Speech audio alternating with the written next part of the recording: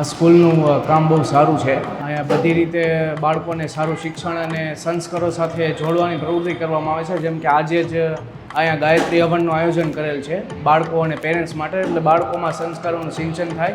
ભારતીય સંસ્કૃતિ અનુરૂપ તમામ ધાર્મિક ક્રિયાઓ કરવામાં આવે છે.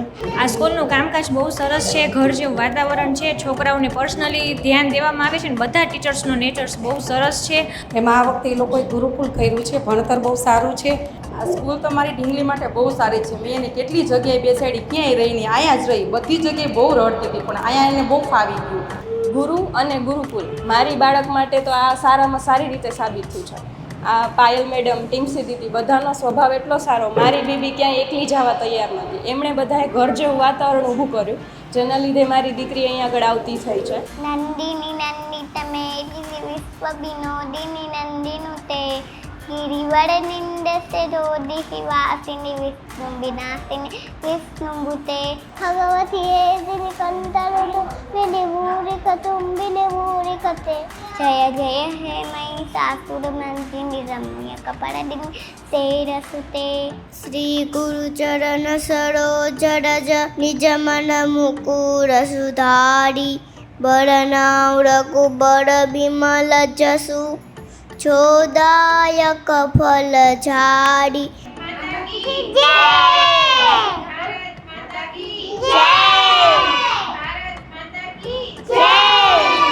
અને અમારા બાળકો ખાલી ઇંગ્લિશની પોયમ નહીં બોલે, ઓકે, હિન્દી, ગુજરાતી, ઇંગ્લિશ અને સંસ્કૃત બધું જ ઓરલ અહીંયા કરાવવામાં આવશે. સાંજના ટાઈમમાં અમે જોઈએ તો બધી મોરલ સ્ટોરી શીખવાડવામાં આવશે. આપણા જેટલા ધર્મ ગ્રંથો છે, રામાયણ છે, મહાભારત છે, ગીતા છે, એનું અધ્યયન કરાવવામાં આવશે. સાથે બધી જે પૌરાણિક આપણી ગેમ છે, શેરીની રમતો છે, એ પણ કરાવવામાં આવશે. શારદામૃતમ ગુરુકુલમાં બાળકો માટે બાળકો થકી યજ્ઞ કરવામાં આવશે અને પછી એનું જે બી એકેડેમિક્સ છે એ કરાવવામાં આવશે.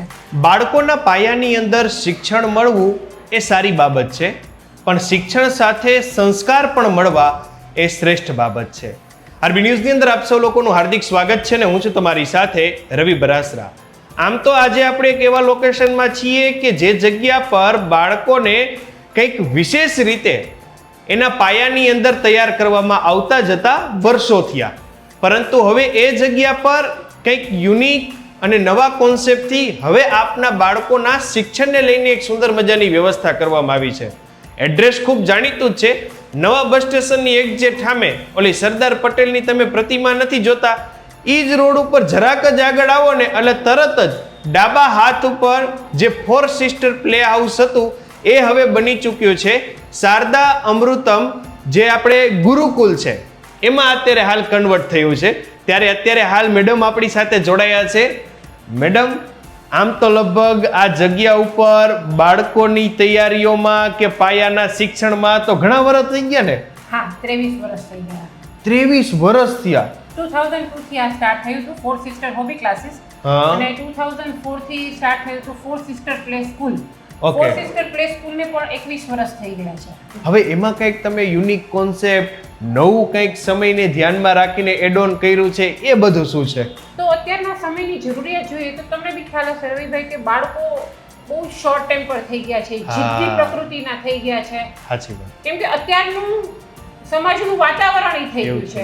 ટેકનોલોજી જેમ સારી દિશા તરફ લઈ જાય છે એ રીતે ખરાબ દિશા તરફ પણ વધારે લઈ જાય છે. જે આપણા અર્વાચીન સમયથી આપણી સંસ્કૃતિ, આપણા સંસ્કાર, જે આપણી રીત રિવાજ જે બધું ચાલતું આવે છે, વિજ્ઞાને પણ એ સાબિત કરી દીધું છે કે ભારતીય સંસ્કૃતિ, ભારતીય સંસ્કાર વૈજ્ઞાનિક દ્રષ્ટિકોણથી કેટલા મહત્વપૂર્ણ છે અને જે અમુક વસ્તુ ભૂલાઈ ગઈ છે એને પાછી વાળવા માટે અમે શારદા અમૃતમ ગુરુકુલનું શરૂઆત કરી છે. આખી નવી સિસ્ટમ જનરેટ કરી છે જેમાં અમારા બાળકો ટ્વિંકલ ટ્વિંકલ તો બોલશે પણ એની સાથે ગીતાના શ્લોક પણ બોલશે કે જે બાળકો માટે જરૂરી છે. બાળકો રોજ સૂર્ય પૂજા કરશે, બાળકો રોજ તુલસી પૂજા કરશે અને વધારે ને વધારે જે એજ્યુકેશન છે એમાં 60 થી 70% આપણી બધી જ કલ્ચરલ એક્ટિવિટી, આપણા સંસ્કાર એને જ વધારે મહત્વમાં આપવામાં આવશે.